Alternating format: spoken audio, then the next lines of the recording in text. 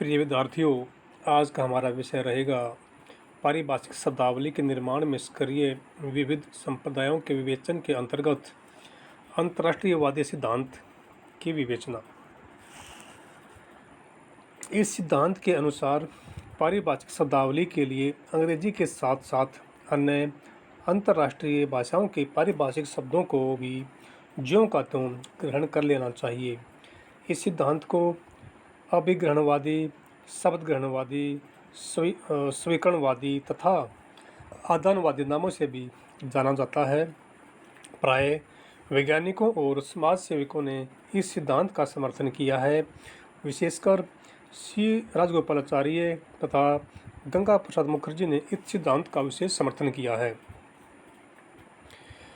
इन विद्वानों का यह कहना है कि अन्य भाषाओं से शब्द ग्रहण करके हम हिंदी भाषा को समृद्ध बना सकते हैं।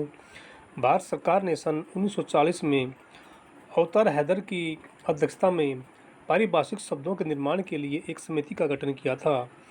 इस समिति ने यह सुझाव दिया कि यदि हमने विदेशों में होने वाले वैज्ञानिक विकास की बराबरी करनी है तो हमें अंतर्राष्ट्रीय पारिभाषिक शब्दावली का प्रयोग करना ही पड़ेगा, अन्यथा हम विश्व की वैज्ञानिक विकास की बराबरी नहीं कर पाएंगे। सन 1948 में मौलाना अब्दुल कलाम आज़ाद ने भी अपना मत व्यक्त करते हुए कहा था कि हम भारतीय शब्दावली का निर्माण करने के लिए अतिरिक्त गूंज नहीं उठा सकते। कुछ अन्य विद्वानों ने भी इस मत का समर्थन किया था। इसके फलस्वरूप सन 1949 में नियुक्त किए गए विश्वविद्यालय आयोग ने भी इस शब्दावली को स्वीकार कर लिया था।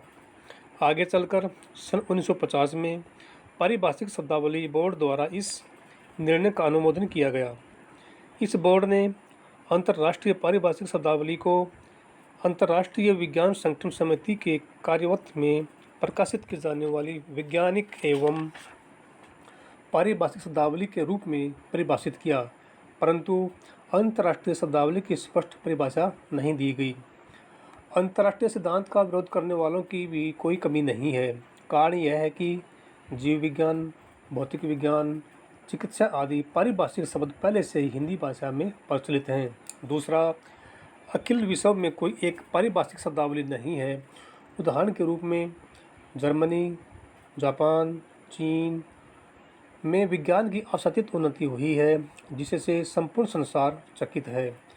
अंग्रेजी शब्दावली से इसका कोई भी संबंध नहीं है।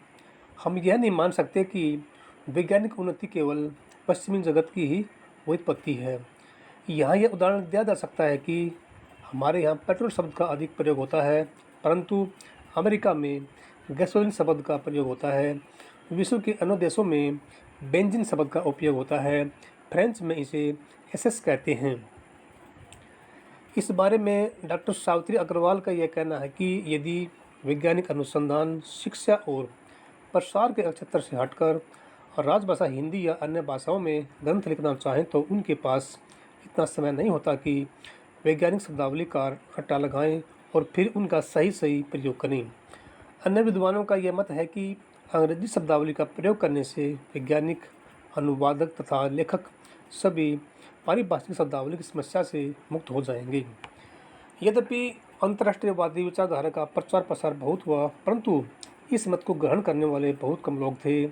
कारण यह है कि कोई भी भाषाभाषी अपनी भाषा पर विदेशीकरण को स्वीकार नहीं कर सकता। दूसरा, हिंदी तथा अंग्रेजी भाषाओं की प्रवृत्ति अलग अलग है।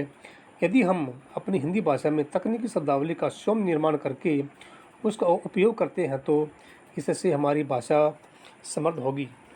अतः अंतर्राष्ट्रीयवादी सिद्धांत हिंदी भाषी लोगों की प्रकृति के सर्वत प्रतिकूल है।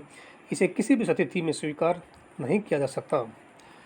संक्षेप में हम कह सकते हैं कि अंतर्राष्ट्रीयवादी सिद्धांत के अनुसार भारतीय पारिभाषिक शब्दावली के लिए अंग्रेजी तथा अन्य विदेशी भाषाओं के शब्दों को ज्यों का त्यों ग्रहण कर लेना चाहिए। इस सिद्धांत के समर्थकों में सी राजगोपालाचार्य तथा गंगा प्रसाद मुखर्जी के नाम उल्लेखनीय हैं। इस विचारधारा के समर्थकों का यह कहना है कि विदेशी शब्दावली को ज्यों का त्यों ग्रहण कर लेने से हिंदी भाषी लोग विश्व की विभिन्न भाषाओं से जुड़ जाएंगे। भारत सरकार ने सन 1940 में अवतार हैदर की अध्यक्षता में पारिभाषिक शब्दों के निर्माण के लिए समिति का गठन किया था। इस समिति ने सुझाव दिया था कि विदेशों में होने वाले वैज्ञानिक विकास की बराबरी के लिए हमें अंतर्राष्ट्रीय पारिभाषिक शब्दावली का प्रयोग करना ही चाहिए। सन 1940 के विश्वविद्यालय आयोग ने अंतर्राष्ट्रीय शब्दावली को स्वीकार कर लिया और पारिभाषिक शब्दावली बोर्ड ने सन 1950 में इस निर्णय का अनुमोदन किया।